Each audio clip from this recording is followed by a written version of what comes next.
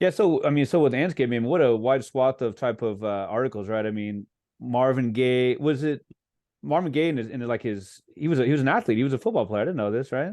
Yeah, yeah. My very first story for ESPN. This is even before the Undefeated launch. So this was Hmm. August 2015. The Undefeated launched in May of 2016. My very first story was on Marvin Gaye's NFL tryout Huh. with the Detroit Lions. Because a lot of people don't know, and it's still something I want to turn into like a bigger piece of content, maybe turn Yeah. into like a movie or something. I don't know. Huh. But yeah, so when you listen to the song "What's Going On," obviously Marvin Gaye's, 1971. I don't even think classic is the right word. Right. It's something beyond that. But when you first listen to the song, there are two guys talking on there. They're like, "Hey, brother, what's happening? What's Yeah, yeah, going yeah. on?" Uh-huh. That's Lem Barney and Mel Farr. For those who don't Ah, know, that is the 1967 Offensive and Defensive Rookies of the Year for the Detroit Lions, whoa. who were very, very close friends with Marvin Gaye. Huh. And if you read the story, you understand the whole backstory. But Yeah. um, Marvin convinced them to jump on the song with him. And then after that, he was like, "Well, y'all were teammates of mine on the song. I want to be y'all's teammates." And Eh. they were like, "Wait, what?" And it was Marvin wanted. So he got a tryout with the Okay. Detroit Lions. You Yeah. know, it wasn't anything serious. He was not at training camp, but it meant that much to Marvin. So Lombardi and Mel Farr, and I spoke to their coach who's still alive, Joe Mm. Schmidt. He's in his 90s now. Whoa. He told me about the tryout. He was like, it was like a shirt and skins type tryout that we had in like May, like Yeah. long after the season was over, well before training camp started. Right. And Lim and Mel talked to him. It was like, yo, this would really mean a lot to him. And he's been through a lot. Tammy Terrell had died recently, and Mm. his brother had fought in Vietnam, and he was really um messed up about that. And so like Joe Schmidt was Coach Schmidt was like, look, I love his music.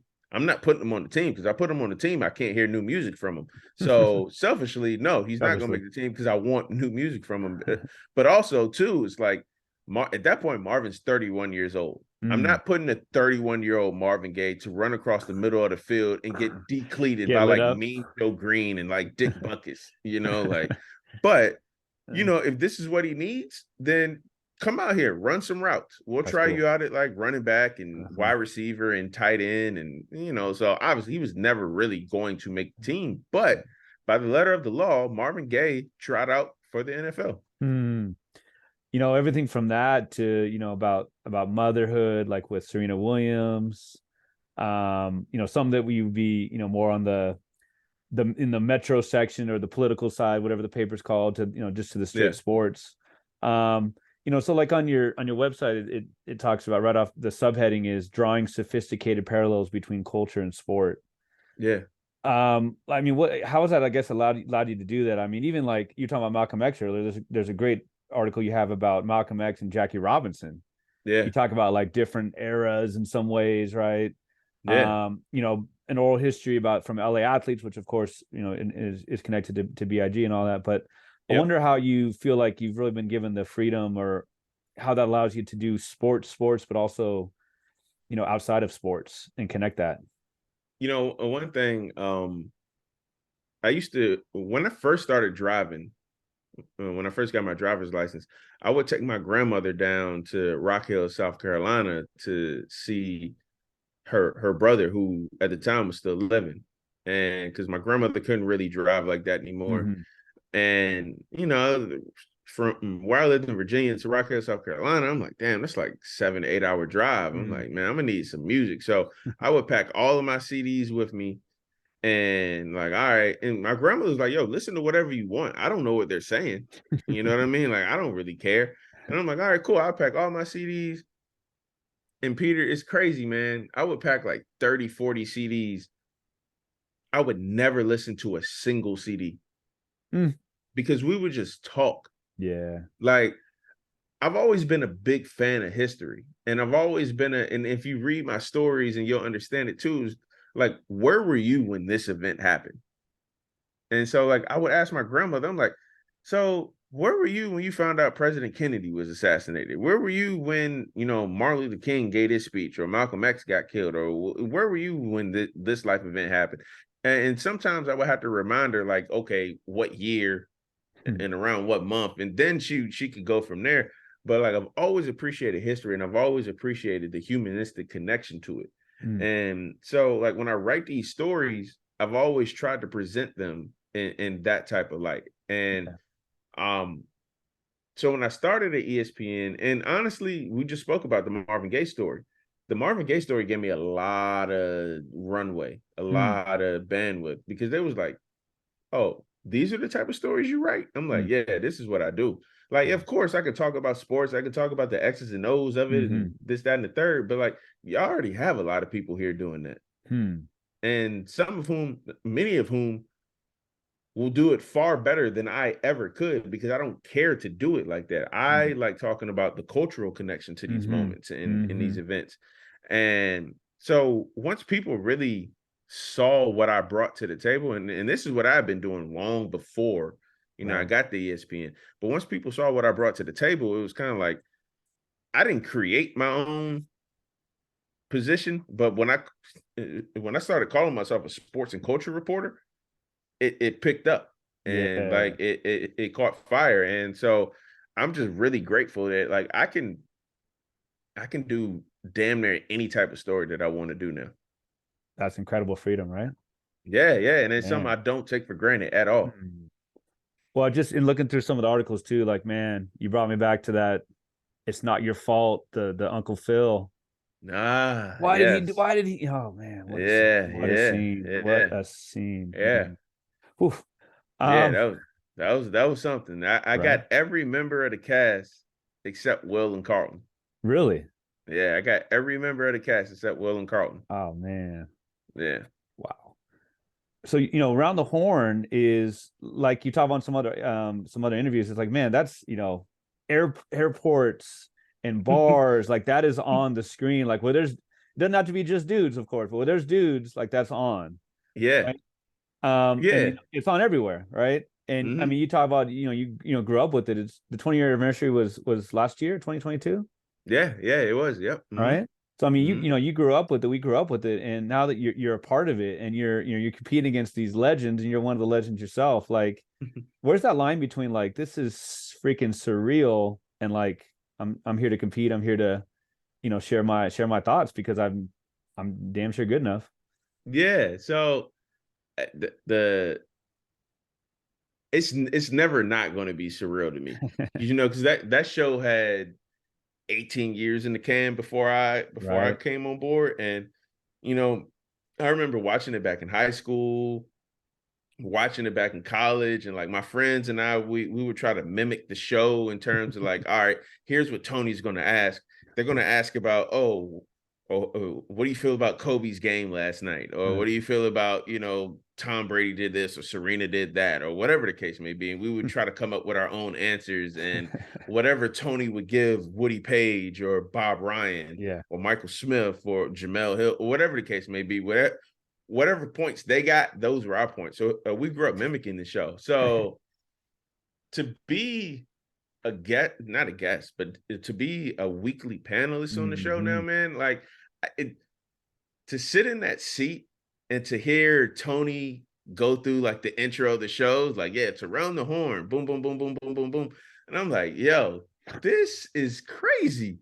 Like, I'm sitting in this seat and I'm watching this show, and I'm a part, and not even a part of the show. Like, I'm part of the history of the show now. Yeah. Now, I've been on it. This is my third calendar year being on the show. Right. And it's something that I will never take for granted. And it's something that I am eternally grateful for. So, I met Tony in 2019 when he came to the Undefeated's office, and I just introduced myself to him. And I told him, like, yo, I would like to be a guest on the show, however that process works. And salute to Tony Reali too, because he's somebody that, when you see him on TV, you're like, man, this dude has a lot of energy. He's like really energetic, and he's a really type people person, but maybe he's not like that, like, away from the camera. Yeah. He's not like that away from the camera. He's like 100 times more away from the camera. Huh. Like, he is one of the nicest, most gracious, most like, I want to help you however I can type people. Like, he's one of the best people you will ever meet. That is awesome to hear. And yeah, no, and like, I can't sing that guy's praises enough. Like, Hmm. there, like, you can't even say if there was a world full of people like Tony Reali, the world would be a better place. If the world was 25% of the people who are just like Tony Reali in terms of like their personality and how they want to help people, we would be living in a totally different place right now, Wow. in a much better place. And that's how much praise I have for Tony. So when I met him in 2019, he could have easily said, like, "Oh yeah, that's cool. Yeah, yeah, yeah. You want to be Right. on the show? Of course, everybody wants to be on the show. Yeah, It's yeah. around the horn." Take Like, he take a step looked at, online. Yeah. I'll never forget that look that he gave me. He looked me in my eye. And he was like, "Let's make it happen. Like, I really want to make this happen." And uh, of course, the pandemic happens in 2020, so that slows and changes everything down. But uh, there was a group at ESPN. They started this program called Here for It. Hmm. And it was basically like a training ground for, like, young talent at ESPN, because they wanted to get more younger and diverse. And if you watch Around the Horn, you can see that, like, the talent pool, it's different. You got younger Hmm. people, you got, black and, men and women and just, Hispanic, whatever the case may be. Mm-hmm. Like, you can see, like, the talent pool is way more reflective of like what society looks like. Hmm. And in a lot of cases, that's because of Here for It. Hmm. And they really, it was kind of like a farm system Right. Right. Right. Right. for a lot of that stuff, like in baseball, to use a sports analogy. So they I started with, I'm a homegirl. I call her my sister, Monica McNutt, who is a superstar in her own right now. Hmm. And we started, like, we were partners, and like we would like debate back and forth, like, via Yeah. Zoom, via Zoom, Ah. what we're doing right now. And you know for whatever reason, they called me up first. I have no clue. Like, Monica's like 1,000 times more talented than I am, but like, they called me up first, and Monica came later, and then David Dennis, and you see Martinez Mm-hmm. Johnson on there. And it's just, Mm-hmm. um to be on Around the Horn, man. You said it. One of my homeboys told me, he was like, "Bro, you realize you're on at every barbershop and every airport in America." And I'm like, I never thought about it like that. And so when I was going through airports and I see Around the Horn on, I'm like, damn, Yeah. I'm here. Yeah. So yeah. But Man. I love that show, and I'm eternally grateful for how it's changed my life and how it's changed my career. Yeah. And yeah, Well, shout out to Tony Reali and Josh Bard and Aaron Solomon and Tierna and Carolyn and just Jeff and just everybody. I know I'm naming people, so I'm probably gonna be cussed out for forgetting those names. And Peach, and shout out to my girl Jasmine, keep going. Keep going. Charles, like all of y'all. Like, I'm not here without them. Like, I Huh. don't want people to think that, like, oh, I'm self-made. I did this by myself. Hell no, I ain't self-made. Mm. I'm here because people believed in me, probably even more than I believed in myself. Mm. And so shout out to them. Man, that is so cool to hear. I mean, like, I personally, for what it's worth, I'm just not a big fan usually of, like, I mean, so ESPN, like prime time, or like those shows, 2 hours before football, and there's like 13 dudes at the table, Yeah. 13 men and women at the table, and it's like you can't even get them all on the same screen. And what they all make their predictions, and these experts are like 55 and 58 on the year, and you're just like, what's the Yeah. point, right? Yeah. But Around the Horn is so different, and that, like you talk about, I guess it starts with Tony Reali, like, just the cool. It's just it's the way that the discussions happen, and it's Yeah. obviously competitive, but it's all in good fun in many ways. That's just cool to hear, like, people with like your type of, your work ethic and the way you look at your philosophy, and same with him. It's like, no wonder it has such staying power. Yeah. And I give Tony a lot of credit too, because it's a competitive show. We all want to Hmm. win, but it's really up to the discretion of Tony, who gives out the points. And even he'll tell you, like, I don't even know how to point to work. I just give them out as they come along. So, That's hilarious. but the really good thing about that show is like when we have like serious conversations, like on topics that, you know, I'm pulling this topic out the air, but when we talk about Deshaun Watson and, you know, the several cases, you know, multiple cases of allegations Dozens of of cases. it felt like thousands of cases. Like, we don't give points on that because there's no way to sit here and say that whatever I have to say is more valuable than what Peter has to say. Sure. Or is more valuable than what, you know, Sarah Spain or Mina Kimes or Elle Duncan have to say.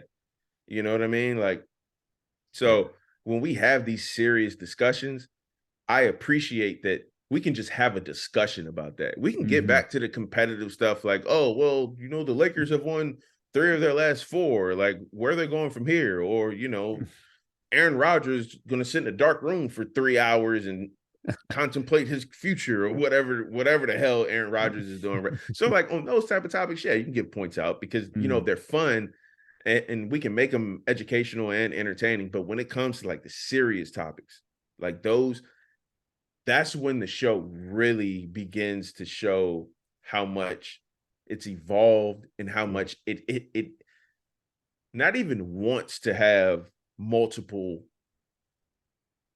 you know, entry points into a conversation, but how necessary it is to have those. And, you know, shout out to that show. And like Tony, he gives you the runway. He was like, once you get on the runway, you say what you need to have. But like, all right, we're going to toss it over to Justin Tinsley. Justin, what do you think?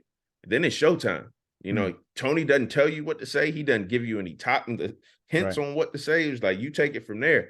So the fact that I'm on a show that I watched when I was in high school, and now that like I'm on here and, you know, I'm speaking on issues that actually like matter and, you know, mean something. Like, I don't take that lightly, and I can't imagine a day when I do take that lightly. Right. Well, so you I think you were positioning it as that you almost thought it was like a prank call when you actually kind of got the word for Around the Horn. Right. And then with your book, it was all a dream. Biggie and the world that made him. You thought it was like a spam email. So like, and it ended up being a real thing. So you know, I don't know. You gotta make sure that you're screening those calls and all that, I guess, huh? Yeah, thank God I didn't block that call, and thank God I didn't delete that email from, you know, Abrams Books. So the backstory behind that for people who may not be familiar. So with Around the Horn, I was doing Here For It, and I've been doing it for a couple of months, and I got a call from Aaron Solomon, who's been the producer of Around the Horn, or one of the producers of Around the Horn since Around the Horn started. He's been there since before day one. He called me. He was like, "Hey, man, you know, we've been really impressed by what you've had on, you know, Here For It. We want to bring you up for Around the Horn." I'm like, man, I had to put the phone on mute. And I was like, man, get the hell out of here, man. Don't be calling me with no dumb shit like that. Like, come on, man. You don't want me on. And thankfully they did. So with the book, and shout out to Aaron Solomon. We have great times in the DC office lamenting over our NFC East fandom. Yeah, he's a Washington fan. I'm a Dallas fan. Pretty much ends the same way every year for us. Ends the same way. Yeah, we can get into that later. But with the book, so I'm going through my Gmail, and you know, you have the same Gmail account for a long time, and you can get a lot of spam mail. So I'm just going through delete. I get to one that says Biggie Smalls book interest or something like that, and like question mark. I'm like, Biggie Smalls book. I'm like, I haven't heard of a new book on Big, and like, and also I read that. I'm like, what the hell are you going to tell me about Biggie Smalls that I don't already know? Right. So I was like, well, whatever. Let me click on it, and I saw that it wasn't spam. I saw that it came from an actual person, and they, you know, they were asking me, would I be interested in writing a book on Biggie Smalls, because they had read some of my previous work, and I came recommended from somebody that they knew. To this day, I still don't know who that person is that recommended me for it. So shout out to whoever. You're welcome. You're welcome. Oh, thank you, Peter. I appreciate you, Peter. It's good. It's good to finally have that mystery answered in my life. That's the whole point of you guys getting together on this. I just wanted to do that. Look, I knew. I don't want to make it about me. I don't want to make it about me. I freaking know. No, we can make it about you. Look, that's an opportunity to change my life. But, so I spoke to Jameson Stoles, who's my editor on the book, and he works at the Abrams Press in Manhattan and out in New York. And we signed the contract in January 2020, and that was the largest check that I've gotten at one point in time in my life. Sure. And I'm like, oh, damn, this is lit. And I'm like, this is crazy. I was like, man, I got some credit card bills I got to pay off. I got to do this. I got to do that. You didn't pull a Ricky Henderson. You didn't pull a Ricky Henderson and just post it up on as if it's a portrait in your room or something like that? I should have. Shout out to Ricky Henderson, man. One of my all-time favorite athletes. Oh, man. You live in Sacramento, so you know, Northern Cali. Back when stolen bases used to be a thing. Yes. Remember that? Yes. And nobody was better at it than him. Not anymore. So it's crazy because I book travel to like New York, because obviously if you're writing a book on Big, you got to go to New York. LA for, the obvious reasons. He was looking to move to Atlanta at the end of his life. So I wanted to go to Atlanta, and, I wanted to go to Chicago and a couple other places. So I booked all this travel. Then the pandemic hit and in quarantine, and none of us could move. And I'm like, damn, I can't get anywhere. And I'm like, shit. I didn't spend my advance money already. And I'm like, oh man, like I can't get it back. Like, it's kind of like the plot to like a comedy. It's like, man, you spent all your drug money and you didn't get any, you didn't re-up. I'm like, oh man. So the whole book was written, researched, interviewed, and reported in quarantine. Whoa. Yeah, basically on Zoom. On Zoom or FaceTime or the phone. Like I didn't interview anybody in person for this book. Crazy. Yeah, I couldn't. You wouldn't know it. You wouldn't know it. I appreciate that, man. And I was really worried, and I was really concerned, because I'm like, damn, this is like big. This is Biggie Smalls. Like, what the hell do I tell? Again, I had the same question for myself that I had when I first got the email a couple of months earlier. Like, what the hell do I tell people about Biggie Smalls they don't already know? Right. Like, really, like, but thankfully my wife was like, you need to make it an examination of society. Like, obviously we know about Biggie, but you'll tell people things about his life that they don't know, but you need to, like, just do an examination of the world. And hence you see the title of the book, Biggie and the World That Made Him. Yep. So when you read the book, for anybody who has read the book and anybody who hasn't read the book yet, it's like, none of this stuff happens in a vacuum. Like, Biggie doesn't just get off his stoop one day and be like, you know what? I'm going to sell drugs. I'm going to sell crack. Well, how did crack get introduced into this country? And like, why did so many people from Brooklyn and other parts of New York and all across the country feel that they had no other option but to just sell this, when in reality, like, this country and this world has always put that opportunity in front of them, or that option. I ain't gonna say opportunity, but put that option in front of them. We can go back to Vietnam. Like, that's why when you read the book, I have so many historical examinations about things that happened even before Big got here. Yeah. You know what I mean? Like, how America basically tricked his own mother into moving here. Like, she sees these pamphlets of New York, and it's the land of milk and honey here. Big buildings, bright lights. It's America. Come here, you have a great time. Not really realizing this is a messed up place. And when she got here, she was here, and basically a year and some change, 2 years after she got here, she had a baby boy. She had to raise that baby boy here, and that baby boy had to deal with the world that he was born into, the world that his mother desperately tried to protect him from. Right. But, and that's what I wanted to portray in this book. Yes, it is a biography of Biggie Smalls. But if you're coming into this book thinking you're just going to read about Christopher Wallace, then either I hate to break it to you or I would love to break it to you. You're not. You're going to read about the world and just how all of these things are happening at the same time while this young, bright-eyed, brilliant wordsmith from Brooklyn, New York is growing up at the same time. Well, there's a great jumping off point in the intro. In his, I guess one of his last, if not his last, like big interview was with Rap City, and he said, "You write about how like the line that really stuck with you was he said, get to know me, man. To know me is to love me." Yeah. So I wonder how that kind of guided you as you wrote. The wild thing is I had known about that interview for years. Yeah. I'd always look for it, especially, once YouTube became a thing, like, okay, well, what does this last person's interview look like? What was this person doing at this point in time in their life right before they lost their lives? And I remember I had seen that Rap City interview and I probably saw it live, like in 97. I just didn't remember it. Yeah. But like, I really remember seeing it back in like 2011, 2012. YouTube was still relatively young at that point, and I saw it. I'm like, damn, like that's a powerful interview. Like he gave the interview on February 24th, 1997, and by March 9th, 1997, he was dead. Like none of us know when the second date on our tombstone is coming. Sure. And so when you hear him talk in that interview, he's talking from a perspective like, I'm gonna be here for at least another 50, 60 years.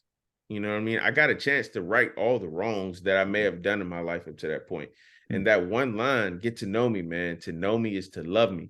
I feel like we all know Biggie Smalls. We all know his music. We've partied to it. We've smoked to it. We've done whatever to it. But do you really know who he is? And once you really get to know who this person is, I think you'll have a deeper appreciation for, the short time that he had in this world. And even more importantly, why he still remains so magnetic, over a quarter century later at this point. Man, he was young. Man, I don't think people really realize how young he was. Like him and Tupac, to be honest with you. Like, we all knew they were young, but like, and when you read the intro, like I lament on that. It was like, bro, he was 24. He was 24 when he passed. And that my book came out on what would have been his 50th birthday. Yeah. So like by the time that book came out, and my book came out in May of last year, he had already been gone longer than what he was around on the earth, alive. So like, yes, Tupac made these decisions. Biggie made these decisions. They all made these decisions, but they were young. Yeah. I'm not excusing any of the bad decisions that they made by any stretch. But it's like, bro, when you're 22, 23, 24, 25, and you're like the most recognizable person in your profession and attention is on you at all times, like, I don't know how I would have lived. You know what I mean? I don't know how I would have reacted. And it's just like, they didn't even get a chance to grow into the people that they were supposed to become. And that's what I wanted this book to reflect about Big. Again, not excusing him for any of the mistakes that he may have made in his life, but it's just like, where were you at 23, 24 years old? Right. And did you make all the right decisions? You probably didn't. I know I didn't. But we only have 23, 24 years to base off of Christopher Wallace's life, because that's the only thing we were afforded. Well, I mean, one of his famous lines is, "You're nobody till somebody kills you," right? It's like, I mean, what, Kurt Cobain, Jimi Hendrix, Jim Morrison, Janis Joplin, Elvis, it's this whole idea, wasted, potential and what could have been. And, you always see Tupac as like good looking dude, 25, Mhm. young. Like, he'd be what, 52 right now. Maybe he'd have a pot belly, you know what I mean? Like, Yeah, you just never know. right. So I wonder about like how that guided you too, just the idea of like that potential and like what might have been, and also the way that even to this day, you quote all the people, so many people who knew him were just still broken up. And Yeah, that's it's what, just 26, almost 25, 25 years later. yeah, 25, 26 years later, and it's just like to the world, he was Biggie Smalls. To the world, he was the Notorious B.I.G. He was, all of that, and which is very important. But to a lot of people, he was Christopher Wallace. He was their best friend, their cousin, or somebody that they had a lot of real life experiences with. And life goes on, life moves on, but you never forget that moment when you found out that you lost somebody that you really, really care about. Mm. That's the thing about life, man. You live long enough, you're going to know what that heartbreak feels like. But Mhm. in that case, that heartbreak was something that just didn't have to happen. Right. You know what I mean? Like Big didn't have to lose his life like that. Mm. And so when I speak to somebody like a Chico Del Vec, who's, one of Biggie's best friends from the moment they were 11, 12 years old, and he's like, yo, bro, I really don't want to talk about that particular part Mm. of his death right now. It's just still too hard to deal with. And I'm like, I could ask follow-up questions on that. Yeah. I could do all that, but why? Hmm. Like, this is still a painful subject for him. And I always pride myself on being able to humanize people. Not necessarily glorify them, but Hmm. humanize them. Hmm.